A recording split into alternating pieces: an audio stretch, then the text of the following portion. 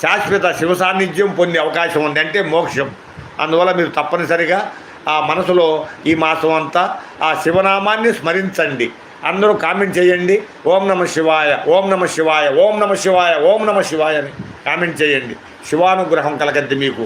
మీ కుటుంబం మళ్ళీ కార్తీక మాసం వచ్చేంతవరకు ఆ పరమేశ్వరుడు మిమ్మల్ని కంటికి రెప్పలాగా రక్షిస్తాడు. అందరూ చూడు, అవతల శ్రీనివాసుడు ఎన్నిసార్లు ఓం నమ శివాయ కామెంట్ చేస్తున్నాడో అంత ఫలితం వచ్చేసి శ్రీనివాసు నీ ఖాతాలో పడిపోద్ది. అది నీ అదృష్టం. నీకు పరమేశ్వరుడు అనుగ్రహం ఇచ్చాడు. నిన్ను ఇచ్చిన అవకాశాన్ని నువ్వు సద్వినియోగం చేసుకుంటుండవు. అన్నిసార్లు ఓం నమ శివాయ అని పంచాక్షరి మంత్రాన్ని నువ్వు కామెంట్ చేస్తున్నావంటే నిజంగా ఆ శివుడి పట్ల నీకున్న భక్తి తత్పరుడివి నువ్వు. అందువల్ల లైవ్లో ఉండే వాళ్ళందరూ కూడా ఆ శ్రీనివాసుని ఫాలో కండి. అందరూ పంచాక్షరి మంత్రాన్ని అవకాశం ఇచ్చాడు ఈశ్వరుడు. కార్తీక సోమవారం ఈరోజు అందరూ కూడా ఓం నమ శివాయ, ఓం నమ శివాయ, ఓం నమ శివాయ అని కామెంట్ చేయండి. మన ఛానల్ సబ్స్క్రైబ్ చేసుకోండి, లైక్ చేయండి. శివానుగ్రహం కలగద్ది.